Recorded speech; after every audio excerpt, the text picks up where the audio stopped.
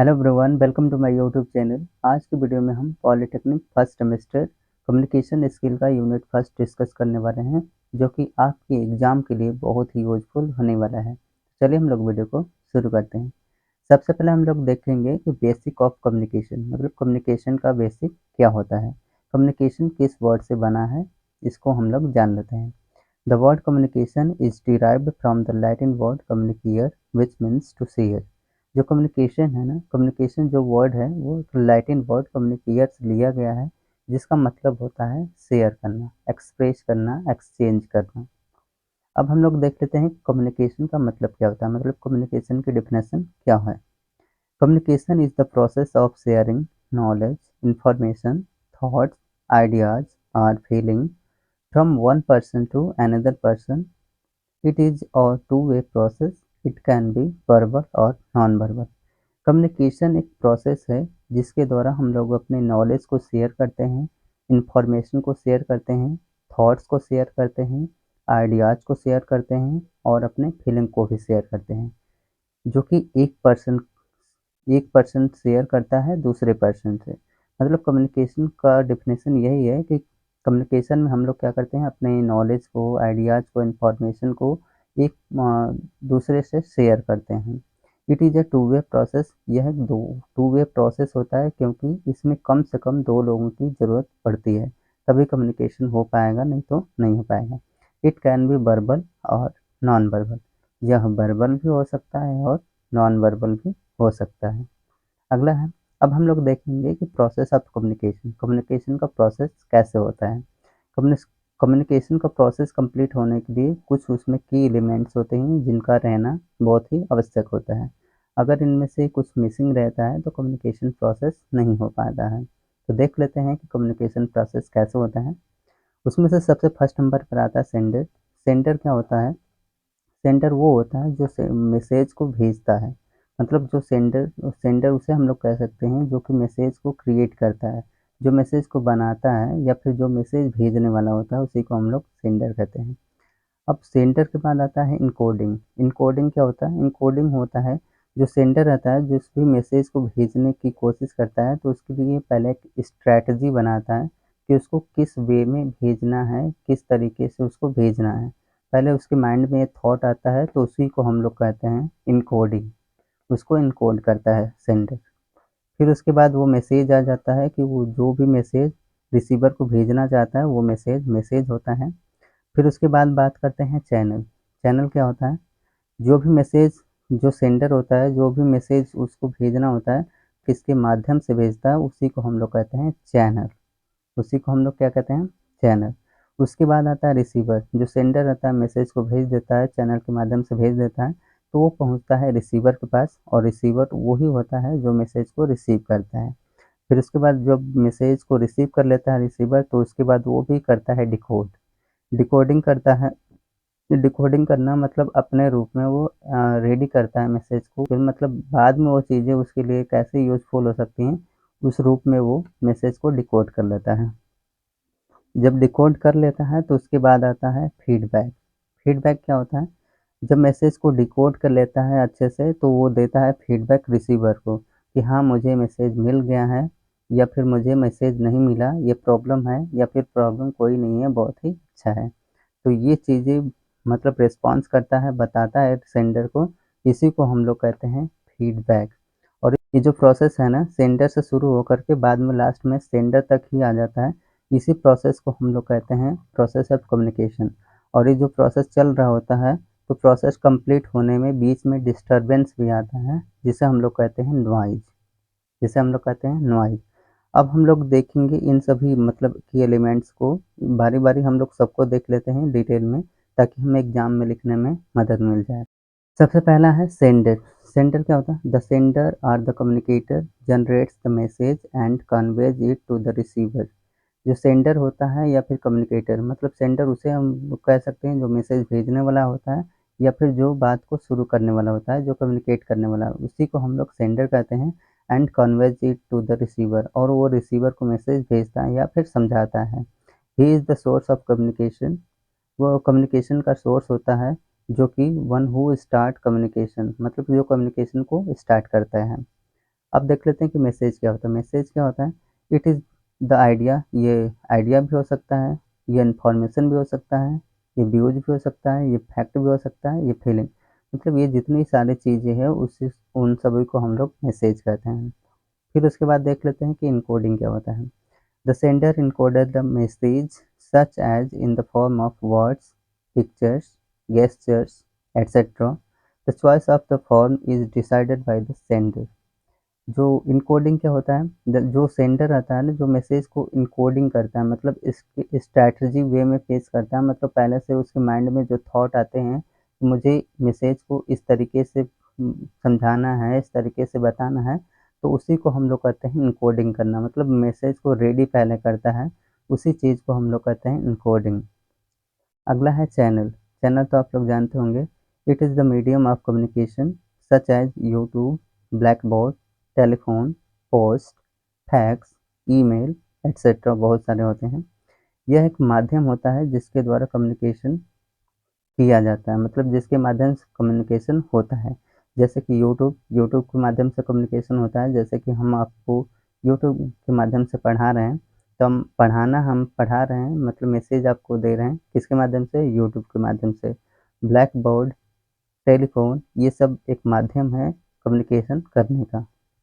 The choice of medium is decided by the sender. जो choice होता है medium का, मतलब जो सेंडर चाहे तो अपने मन से कोई भी माध्यम चुन सकता है मैसेज को डिलीवर करने के लिए या मैसेज को भेजने के लिए। अगला पॉइंट आता है रिसीवर। रिसीवर क्या होता है? It is the person who receives the message. यह एक वह पर्सन होता है जो मैसेज को रिसीव करता है। अब हम लोग देख लेते हैं डिकोडिंग। डिकोडिंग क्या होती है? डिकोडिंग क्या होता है? It is the process of converting into symbols. यह एक प्रोसेस होता है जो मैसेज को कन्वर्ट करता है सिंबल्स में, या फिर ऐसे चीज़ में कन्वर्ट कर देता है जैसे कि बाद में जो रिसीवर को अच्छे से समझ में आए। फॉर बेटर अंडरस्टैंडिंग फर्दर, जिससे कि वो बाद में उसको अच्छे से समझ में आए वो मैसेज, इसलिए वो एक फॉर्मेट में या फिर एक सिंबल में उसको डिकोडिंग कर लेता है। अब हम लोग आगे देखते हैं। अगला पॉइंट हमारा फीडबैक। फीडबैक क्या होता है?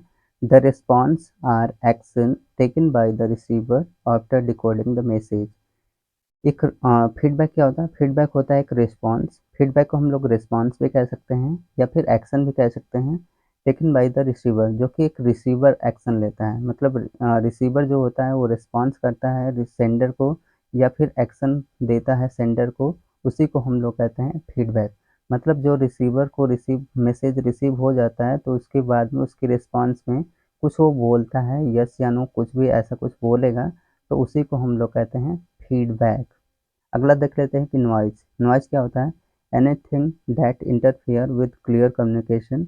एनीथिंग मतलब कुछ भी जो इंटरफेयर करे विद क्लियर कम्युनिकेशन। मान लीजिए कि अब कम्युनिकेशन बहुत ही अच्छा चल रहा है और ऐसी कोई भी चीज़ जो इंटरफेयर कर जाए उसमें आ जाए, उसी को हम लोग कहते हैं नॉइज़। या फिर इसे हम लोग एक और डेफिनेशन के माध्यम से देख सकते हैं। It refers to any obstruction. ये एक ऑब्स्ट्रक्शन को रेफर करता है, मतलब बताता है, जो कि कम्युनिकेशन के दौरान कहीं पर भी आ सकती है। मतलब कम्युनिकेशन चल रहा है तो चाहे तो वो बीच में भी आ सकता है, चाहे तो वो शुरू में भी आ सकता है, चाहे तो वो लास्ट में भी आ सकता है। अब हम लोग देखेंगे टाइप्स ऑफ कम्युनिकेशन, मतलब कम्युनिकेशन के प्रकार कौन कौन से हैं। कम्युनिकेशन के बहुत सारे टाइप्स होते हैं, जिनमें से एक एक करके हम आपको समझाते जाएंगे। जिनमें से सबसे पहला आता है वर्बल कम्युनिकेशन। वर्बल कम्युनिकेशन क्या होता है, इसको देख लेते हैं। Verbal means utilisation of words और लैंग्वेज। वर्बल का मतलब होता है ये वर्ड्स। वर्बल वर्बल का मतलब होता है यूटिलाइजेशन ऑफ वर्ड्स, जिसमें हम लोग वर्ड्स का प्रयोग करते हैं। यूटिलाइजेशन मतलब प्रयोग, जिसमें हम लोग वर्ड्स का प्रयोग करते हैं या फिर हम लोग लैंग्वेज का प्रयोग करते हैं। इस टाइप के कम्युनिकेशन में हम लोग दो ही चीज़ का यूज़ करेंगे, या तो फिर हम लोग वर्ड्स का यूज़ करेंगे या फिर हम लोग लैंग्वेज का यूज़ करेंगे। It means the communication which utilises language to express feeling, sharing knowledge, ideas, information etcetera. इस टाइप कम्युनिकेशन में हम लोग क्या करते हैं? लैंग्वेज का यूज़ करते हैं और अपने फीलिंग को शेयर करते हैं, नॉलेज को शेयर करते हैं, या फिर बताते हैं, आइडियाज़ को बताते हैं या फिर शेयर करते हैं इन्फॉर्मेशन को, मतलब जो भी चीज़ें हम लोग अपनी लैंग्वेज का यूज़ करके शेयर करते हैं या फिर बताते हैं, उसी को हम लोग कहते हैं वर्बल कम्युनिकेशन। अगला है, वर्बल कम्युनिकेशन के 2 टाइप होते हैं, जिनमें से पहला है oral communication. Oral communication it is a type of, अब देख लेते हैं कि ओरल कम्युनिकेशन क्या होता है। It is a type of verbal communication, यह एक वर्बल कम्युनिकेशन का एक टाइप होता है, जिसमें हम लोग in which language is used to express orally, जिसमें लैंग्वेज का यूज किया जाता है सिर्फ ओरली, मतलब बोलने के लिए सिर्फ किया जाता है। रिटन कम्युनिकेशन क्या होता है? It is it is also a type of verbal communication, यह भी एक वर्बल कम्युनिकेशन का टाइप होता है। इन विच लैंग्वेज इज यूज्ड, इसमें भी लैंग्वेज का यूज किया जाता है टू एक्सप्रेस, इसमें सिर्फ बोलने के लिए नहीं किया जाता है, इसमें राइटिंग कैपेबिलिटीज को दिखाना, मतलब इसमें हम लोग राइटिंग को एक्सप्रेस करते हैं, मतलब राइटिंग की क्वालिटी को हम देखते हैं कि राइटिंग में कौन कौन सी कैपेबिलिटीज है। अब हम लोग आगे बढ़ते हैं। अगला टाइप हमारा है non verbal communication. Non verbal communication क्या होता है? As the name suggest, non verbal means without words या फिर लैंग्वेज। जैसा कि हम लोगों को नाम से पता चल रहा है नॉन वर्बल, वहाँ पे वर्बल था जिसमें हम लोग वर्ड्स का यूज़ कर रहे थे या फिर लैंग्वेज का यूज़ कर रहे थे। इसमें जैसे दिया गया है कि नाम से ही पता चल जाए नॉन वर्बल, मतलब वर्बल नहीं होना चाहिए, मीन्स विदाउट वर्ड्स, जिसमें लैंग्वेज का यूज नहीं होगा, जिसमें वर्ड्स का यूज नहीं होगा। It means communication which doesn't use words और लैंग्वेज, इसका मतलब ये है कि इसमें लैंग्वेज और वर्ड्स का यूज नहीं किया जाएगा। जिस जिस भी टाइप के कम्युनिकेशन में लैंग्वेज और वर्ड्स का यूज नहीं किया जाता है, उसे हम लोग कहते हैं नॉन वर्बल कम्युनिकेशन। अगला है इनफॉर्मल कम्युनिकेशन। अब हम लोग देखेंगे इनफॉर्मल कम्युनिकेशन क्या होता है। Informal means personal. इनफॉर्मल का मतलब होता है पर्सनल, जो हमारा व्यक्तिगत होता है, जो हमारे फ्रेंड्स के साथ, रिलेटिव्स के साथ जैसे बात करते हैं। विदाउट फॉर्मेलिटी, विदाउट फॉर्मेलिटी मतलब इसमें फॉर्मेलिटी हमें नहीं दिखानी होती है, जैसे हमारा मन करता है वैसा हम लोग काम करते हैं। Informal communication is used, information communication का यूज किया जाता है जब हम लोग अपने जाने पहचाने लोगों से बात करते हैं, पड़ोसियों से बात करते हैं, रिश्तेदारों से बात करते हैं, फ्रेंड से बात करते हैं, तो हम लोग इनफॉर्मल वे में बात करते हैं। मतलब जब हम लोग अपने जान पहचाने लोगों से बात करते हैं तो इनफॉर्मल तरीके से बात करते हैं, अपने पड़ोसियों से बात करते हैं तो इनफॉर्मल तरीके से बात करते हैं, मतलब वही अपनी लैंग्वेज में यूज करते हैं जो हम लोग घर पे बोलते हैं, भोजपुरी लैंग्वेज, वैसा ही अपने फ्रेंड से भी वही बात हम लोग बोलते हैं। तो इस टाइप के कम्युनिकेशन को हम लोग कहते हैं इनफॉर्मल कम्युनिकेशन। अगला है फॉर्मल कम्युनिकेशन। फॉर्मल कम्युनिकेशन क्या होता है? फॉर्मल मीन्स इम्पर्सनल, मतलब फॉर्मल का मतलब होता है इम्पर्सनल, मतलब पर्सनल नहीं मतलब फॉर्मल। विद फॉर्मेलिटी, इसमें फॉर्मेलिटी हमें फॉर्मल होना पड़ता है, हमें दूसरों को देखना पड़ता है, समझ एक सिचुएशन के हिसाब से हमें अपने आप को चेंज करना पड़ता है। हमें पर्सनल मतलब जैसा हम चाहें वैसा हमें नहीं करना होता है। Formal communication is used when we talk to people related to our job और प्रोफेशन। फॉर्मल कम्युनिकेशन का यूज हम लोग तब करते हैं जब हम लोग किसी से बात करते हैं, जब हमारे जो जॉब से रिलेटेड कोई लोग रहते हैं तो उनसे हम लोग बात करते हैं, तो हम लोग क्या काम करेंगे? फॉर्मल वे में बात करते हैं।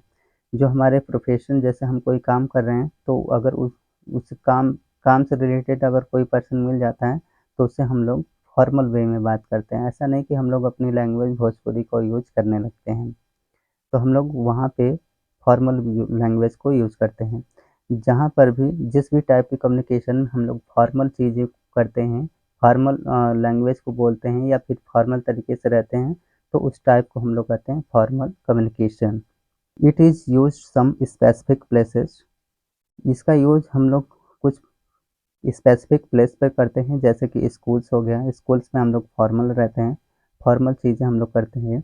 कॉलेज में भी सेम होता है, ऑर्गेनाइजेशन में भी वही रहता है, कंपनी में भी, और भी ऐसे बहुत सारे प्लेसेस होते हैं जहाँ पे हम लोगों को फॉर्मल चीज़ें करनी पड़ती है और फॉर्मल लैंग्वेज को बोलना पड़ता है। आगे बढ़ते हैं। अब हम लोग देखेंगे 7 सीज ऑफ कम्युनिकेशन कि 7 सीज ऑफ कम्युनिकेशन बहुत ही इंपॉर्टेंट है आपकी कम्युनिकेशन के लिए। 7 ऐसे वर्ड्स होते हैं जो कि सी से शुरू होते हैं। ये आपकी कम्युनिकेशन को बहुत ही बेहतर बना देते हैं। अगर आपकी कम्युनिकेशन में ये 7 सीज अगर शामिल हो जाते हैं तो आपकी कम्युनिकेशन बहुत ही अच्छी हो जाती है, जिसकी वजह से आपका कम्युनिकेशन एक बहुत ही इफेक्टिव होगा, बहुत ही अच्छा लगेगा, सब एक दूसरे को प्रभावित भी कर सकता है। तो ये 7 सीज बहुत इम्पोर्टेंट होता है, एग्जाम्स में भी आते हैं, जिसमें से पहला नंबर पर आता है क्लैरिटी। क्लैरिटी क्या होती है इसको देख लेते हैं। The message should be easy to understand. Message ऐसा होना चाहिए जो कि आराम से समझ में आ जाए, तो उसमें क्या हो जाएगी, क्लैरिटी रहेगी। दूसरा देख लेते हैं कंसाइजनेस। कंसाइजनेस का मतलब होता है छोटा होना चाहिए। मैसेज कैसा होना चाहिए, छोटा होना चाहिए। The message should B short and effective. जो मैसेज हमारा है वो छोटा होना चाहिए और इफेक्टिव होना चाहिए। With complete meaning of the message, और उसका मीनिंग भी कंप्लीट होना चाहिए। ठीक है, तो कंसाइजनेस होना चाहिए। अगला है करेक्टनेस। करेक्टनेस का मतलब होना चाहिए कि जो भी हमारा मैसेज है वो हमारा एकदम सही होना चाहिए। ऐसा नहीं कि उसमें बहुत सारी गलतियां हम कर दें। इसको देख लेते हैं। Ensure there are no spelling और ग्रामर मिस्टेक्स। हमें ध्यान रखना होगा कि उसमें कोई भी मिस्टेक, स्पेलिंग मिस्टेक ना हो, कोई भी ग्रामर का रूल उसमें मिस्टेक नहीं हो। मतलब उसमें हमें ध्यान देना होगा कि उसमें हमें कोई भी गलती नहीं करनी है। अगला है, अगला टाइप है मतलब अगला पॉइंट हम लोग देख लेते हैं कंप्लीटनेस। हमें ये भी ध्यान रखना होगा कि मैसेज को छोटा करना है, जब जो कि अच्छे से समझ में आ जाए, पूरा रखना है, सही रखना है, लेकिन हमें कम मैसेज को कंप्लीट भी रखना है। The message should be include all necessary and relevant information so the audience doesn't have to ask for more details. इसमें क्या मतलब होता है कि जो मैसेज में the message should be include all necessary, मतलब मैसेज में जितनी भी आवश्यक चीज़ होती है, जितनी भी इम्पोर्टेंट चीज़ होती है, उसे हमें शामिल करना चाहिए। उसे शामिल करना चाहिए, मतलब मैसेज में हर एक पॉइंट्स को जो कि बहुत ही ज़रूरी होता है उसे हमें उसे शामिल करना चाहिए, ताकि कोई भी ऑडियंस कोई भी क्वेश्चन न करे या फिर किसी चीज़ को पूछे नहीं डिटेल में कि ये नहीं बताया गया। तो हमें मैसेज को पूरा रखना है, एकदम हर एक पॉइंट को मेंशन करना है। अगले पॉइंट है कंक्रीटनेस। कंक्रीटनेस का मतलब होता है कि कोई भी हमारा है ऑथराइज्ड होना चाहिए और सर्टिफाइड होना चाहिए। Be specific and use facts and figures to support ideas instead of general statement. Concreteness मतलब ऑथराइज्ड होना चाहिए, सर्टिफाइड होना चाहिए। बी स्पेसिफिक, वो स्पेसिफिक होना चाहिए, ऐसा नहीं जो कोई जनरल मतलब कोई भी कुछ कह दे और वो मैसेज सही मान लिया जाए, ये ज़रूरी नहीं होता है। वो सर्टिफाइड होना चाहिए, अथोराइज्ड होना चाहिए। And use fact and figures, और फैक्ट एंड फिगर्स का हमें यूज़ करना है, मतलब एक फ्रेज की तरह यूज़ किया जा रहा है, जो कि प्रमाणित चीज़ों को हमें ध्यान देना है, उसी का हमें यूज़ करना है, ताकि हमें टू सपोर्ट आइडियाज़, इसी इसी टाइप के आइडियाज़ को हमें सपोर्ट करना है, ना कि हमें एक जनरल स्टेटमेंट को हमें बताना है। तो वो मैसेज हमारा कंक्रीटनेस हो जाएगा। नहीं तो अगर एक आप सिर्फ एक जनरल स्टेटमेंट को दिखाते हैं तो कंक्रीटनेस नहीं होता है। अगला पॉइंट देखते हैं हम लोग, कोहिरेंट। कोहिरेंट क्या होता है, all the point should be logically and systematic way. All the points मतलब जितने भी पॉइंट्स आप बताए हैं मैसेज में, जितने भी पॉइंट्स बता रहे हैं, आपकी जो भी चीज़ आप बता रहे हैं उसमें कोई ना कोई लॉजिक होना चाहिए, बिना लॉजिक का नहीं रहना चाहिए। एंड उसके साथ साथ ये भी ध्यान देना होगा आपको कि उसे सिस्टमैटिक वे में हमें रखना है। ऐसा नहीं कि आगे की चीज़ पीछे रख दें, बीच में रख दें, ऐसा नहीं चलता है। तो जो चीज़ पहले रखनी है उसे आप पहले रखेंगे, उसके बाद जो रखनी है उसके बाद, मतलब एक सिस्टमैटिक वे में आपको रखना होगा, तभी आपको कोहेरेंट हो सकता है, मतलब एक सीक्वेंस में होना चाहिए। अगला और लास्ट दिया हुआ है कोर्टियस। इसे कोर्टसी भी बोल सकते हैं। कोर्टसी मतलब होता है एक शिष्टाचार, बिहेवियर, जिससे हमें दूसरों के साथ हम लोग पेश कैसे आते हैं। इसका मतलब होता है बी पोलाइट, हमें पोलाइट रहना है। रेस्पेक्टफुल मतलब हमें दूसरों को रिस्पेक्ट भी करना है। And consider the feeling and background of the audience, और हमें जो consider the feeling and background of the audience, जो ऑडियंस है उसकी फीलिंग को भी हमें समझना है और उसके बैकग्राउंड को भी हमें समझना है। मतलब कि जो ऑडियंस है, ऑडियंस की फीलिंग को भी हमें समझना है कि ऑडियंस चाहता क्या है। वहाँ पे सिचुएशन की मतलब जैसा बैकग्राउंड है, जैसा प्लेस है उसके अकॉर्डिंग हमें अपने आप को चेंज करना पड़ेगा। तो वो होता है हमारा बिहेवियर, तो उसमें हम लोग कोर्टसी को दिखाते हैं। तो ये होता है कोर्टसी। आगे बढ़ते हैं, अब हम लोग देख लेते हैं barriers. Barriers to communication. Barrier का मतलब होता है बाधा या फिर रुकावट, या फिर बोल सकते हैं ऑब्स्टिकल्स, प्रॉब्लम्स। मतलब कम्युनिकेशन में प्रॉब्लम, कम्युनिकेशन जब होता है तो उसमें प्रॉब्लम्स आएगी। अब देखते हैं, barriers can be defined as obstacles cause that restricts or block the message being delivered। मतलब बैरियर को हम लोग डिफाइन कर सकते हैं एक रुकावट के रूप में या फिर बाधा के रूप में, जो कि रेस्ट्रिक्ट करती है या फिर ब्लॉक कर देती है मैसेज बीइंग डिलीवर्ड, जो कि मैसेज को डिलीवर होने से रोकती है या फिर ब्लॉक कर देती है या फिर रेस्ट्रिक्ट कर देती है। It can occur at any stage during the process of communication. यह कहीं भी आ सकता है, यह जो ये जो बैरियर है ना, ये कहीं भी आ सकता है। जो कि कम्युनिकेशन का प्रोसेस अगर चल रहा है तो उसके बीच में भी आ सकता है, उसके पहले मतलब स्टार्टिंग में भी आ सकता है, लास्ट में भी आ सकता है। तो ये कम्युनिकेशन के दौरान कहीं पर भी आ सकता है। इसका मतलब होता है बाधा, रुकावट। कम्युनिकेशन चल रहा है तो कहीं पर भी आके रुकावट डाल सकता है। कम्युनिकेशन बैरियर कई सारे टाइप्स के होते हैं, तो उसमें से पहला टाइप होता है फिजिकल बैरियर। तो अब हम लोग देखेंगे फिजिकल बैरियर क्या होता है। Physical barriers are those, physical barrier वो बैरियर होता है that arise due to certain factors like faulty equipments, noise, closed doors, and cabins that cause the information sent from the sender to receiver। Physical barrier वो barrier होता है जो कि कहीं भी आ सकता है, जैसे कि आप कोई भी काम कर रहे हैं, तो अगर आप जिस भी इक्विपमेंट्स के साथ आप काम कर रहे हैं, अगर उसमें कोई खराबी है तो आपको फिजिकल बैरियर का सामना करना पड़ सकता है। अब मान लीजिए कि पढ़ा रहे हैं, हम पढ़ा रहे हैं, अगर कोई शोर कर रहा है तो नॉइज़ आ रही है, तो अगर नॉइज़ आ रही है तो वो फिजिकल बैरियर हो जाएगी। क्लोज़ डोर्स, अगर लाइट कम है, अगर लाइट आपकी मतलब एक रूम में पढ़ाया जा रहा है, अगर उसमें लाइट की प्रॉब्लम है, लाइट अगर नहीं है तो आप अगर दरवाजे बंद कर देते हैं, जैसे कि थोड़ी बहुत लाइट आ रही होगी तो वो नहीं आएगी, तो वो फिजिकल बैरियर का काम करेगा।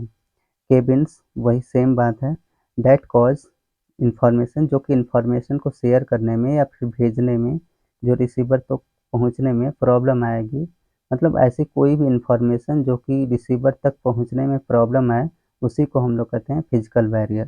फिजिकल बैरियर हमारे सामने होती है, इसको हम लोग देख भी पाते हैं और इसको हम लोग टच की भी कर सकते हैं, कुछ ऐसी चीज़ें जो हमारे सामने प्रत्यक्ष होती हैं। दूसरा है साइकोलॉजिकल बैरियर। साइकोलॉजिकल बैरियर क्या होता है, इसको देखते हैं। Psychological barriers are attached with the wellness of mental health of the sender and receiver. Psychological barrier वो बैरियर होता है जिसको अटैच किया जाता है, या फिर जिसको हम मान सकते हैं mental health of sender and receiver. Psychological का मतलब होता है mental health of sender and receiver. Receiver का मेंटल हेल्थ देखा जाता है, जो रिसीवर है या फिर सेंडर है, सेंडर रिसीवर का हेल्थ कैसा है, वो फिट है कि नहीं फिट है।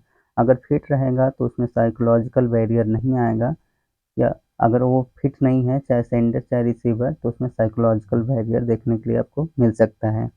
या तो कोई स्ट्रेस नहीं हो उसके पास, कोई टेंशन नहीं हो, कोई प्रॉब्लम नहीं हो, तो अगर उसके पास कोई भी प्रॉब्लम नहीं है तो साइकोलॉजिकल बैरियर आपका नहीं आएगा। जहाँ पर भी अगर सेंडर या फिर रिसीवर को कोई भी प्रॉब्लम होती है, स्ट्रेस होता है या फिर ऐसी कोई भी प्रॉब्लम होती है, तो वो साइकोलॉजिकल बैरियर हो जाता है। अगला टाइप है ऑर्गेनाइजेशनल बैरियर। ऑर्गेनाइजेशनल बैरियर मतलब ऑर्गेनाइजेशन से रिलेटेड है। Organisational barriers are those, organisational barrier वो बैरियर है जो कि मतलब जैसे जो बनावट होती है उसमें अगर कोई प्रॉब्लम आ रही है तो ये ऑर्गेनाइजेशनल बैरियर का काम करेगा। रूल्स एंड रेगुलेशन, अगर कोई ऑर्गेनाइजेशन है तो उसमें जो रूल बनाए गए हैं हो सकता है कठिन हो, सबको फॉलो करने में प्रॉब्लम हो रही हो, तो ये भी हमारा टाइप एक ऑर्गेनाइजेशनल बैरियर का काम करता है, जो कि ऑर्गेनाइजेशन में होता है। अब हम लोग आगे बढ़ते हैं। अगला टाइप है सिमेंटिक्स बैरियर, या फिर इसको हम लोग लैंग्वेज बैरियर भी कहते हैं। इसको देख लेते हैं। Similar pronunciation but multiple meanings. इसमें सिमिलर प्रोनाउंसिएशन मतलब एक जैसा उच्चारण होता है, लेकिन उसके मीनिंग बहुत सारे होते हैं। या फिर हो सकता है बैडली एक्सप्रेस्ड मैसेज है, या फिर किसी भी मैसेज को अच्छे से एक्सप्लेन नहीं किया जाए, किसी भी मैसेज को अच्छे से नहीं बताया जाए, तो वो सिमेंटिक्स बैरियर हो सकता है। पुअर सेंटेंस स्ट्रक्चरिंग, अगर किसी भी सेंटेंस को अच्छे से सेट नहीं किया गया है, सीक्वेंस में नहीं रखा गया है, तो भी सिमेंटिक्स बैरियर आपको देखने के लिए मिल सकता है। इस जिसमें इन सब जिसमें ये सब प्रॉब्लम देखने के लिए आपको मिले, तो उसे हम लोग सिमेंटिक्स बैरियर या फिर लैंग्वेज बैरियर कह सकते हैं। अगला टाइप है कल्चरल बैरियर्स। कल्चरल बैरियर्स मतलब जो हमारी संस्कृति होती है, वो बैरियर देख लेते हैं क्या होता है। Cultural barriers are those, cultural barriers वो बैरियर होते हैं जो कि similarities among the different cultures and across the world, जो कि हमारा जो कल्चर होता है उसमें सिमिलैरिटीज के कारण आता है। मतलब आपको देखने के लिए मिल रहा होगा कि जब अलग अलग कल्चर के लोग मिलते हैं, तो किसी भी बात को सब अलग अलग कल्चर में अलग अलग चीज़ बोली जाती है। जैसे कि मान लीजिए कि जैसे कि स्टेट चेंज करेंगे, कंट्री चेंज करेंगे, तो जैसे ही डिस्टेंस ट्रेवल ज़्यादा होता है, डिस्टेंस ज़्यादा अगर आपको देखने के लिए मिलता है, तो वहाँ के कल्चर में डिफरेंसेस देखने के लिए मिलता है, सिमिलैरिटीज़ नहीं देखने के लिए मिलती है, उनमें डिफरेंस आपको देखने को मिलता है। तो एक ही काम को करने के लिए आप कुछ और कह रहे हैं, और वह दूसरे कल्चर्स में उसी को दूसरे नाम से जाना जाता है। तो इस टाइप्स के बैरियर्स को हम लोग कहते हैं कल्चरल बैरियर्स। जैसे आपको हेलो कहना है, तो हेलो हो सकता है हम लोग बोल रहे हैं तो यहाँ के सब लोग जानते हों। अगर हम लोग नमस्कार बोलते हैं, प्रणाम बोलते हैं, ये सब चीज़ें होती है, तो ये हमारा कल्चर है। यहीं पे कहीं अदर स्टेट में चले जाएँगे तो उनका कल्चर कुछ और ही होता है। वो किसी भी दूसरे तरीके से सेम चीज़ कहते हैं, बट उनका कल्चर अलग होता है। तो इस टाइप्स के बैरियर्स को हम लोग कहते हैं कल्चरल बैरियर्स। अगला है इंटरपर्सनल बैरियर्स। अब हम लोग देखते हैं कि इंटरपर्सनल बैरियर्स क्या होता है। Interpersonal communication barriers are obstacles. Interpersonal communication barrier एक प्रॉब्लम है या फिर एक रुकावट है, एक बाधा है, जो कि प्रिवेंट करता है इफेक्टिव कम्युनिकेशन, जो कि कम्युनिकेशन को इफेक्टिव होने से रोकता है। सच एज साइकोलॉजिकल, ये साइकोलॉजिकल इशू हो सकता है हमारे मेंटल से रिलेटेड हो, हमारे मेंटल हेल्थ से, या फिर स्ट्रेस, जैसे कि जो आपको बताया गया ना साइकोलॉजिकल, लगभग सेम है, दोनों एक ही जैसा हो सकता है।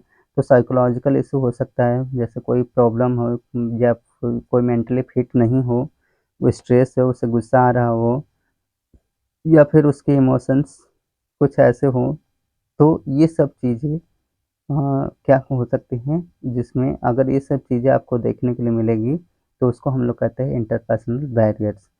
अगला है इंट्रापर्सनल बैरियर्स। इंट्रापर्सनल बैरियर्स वो बैरियर्स होता है जो कि एक खुद की पर्सन की, या इसको और भी अच्छे से कह सकते हैं कि जो इसमें हमारी प्रॉब्लम होती है वो दूसरे से लेकर रिलेटेड होती है। मतलब जो हम इमेजिन कर लेते हैं कि दूसरे लोग ऐसे होंगे, मतलब किसी भी चीज़ को हम लोग देख करके पहले ही अनुमान लगा लेते हैं, गेस कर लेते हैं कि वो चीज़ें वैसी होगी, तो हम एक पहले से ही उसको मतलब एक डिज़ाइन तैयार कर लेते हैं, अनुमान लगा लेते हैं कि वो चीज़ें वैसी, लेकिन रियलिटी में वैसी चीज़ें होती नहीं हैं। इसमें एक आंतरिक चीज़ होती है जो कि हमारे खुद के लिए होती है, जो कि हमारे कम्युनिकेशन को रोक देती है या फिर रुकावट डालती है। This barriers include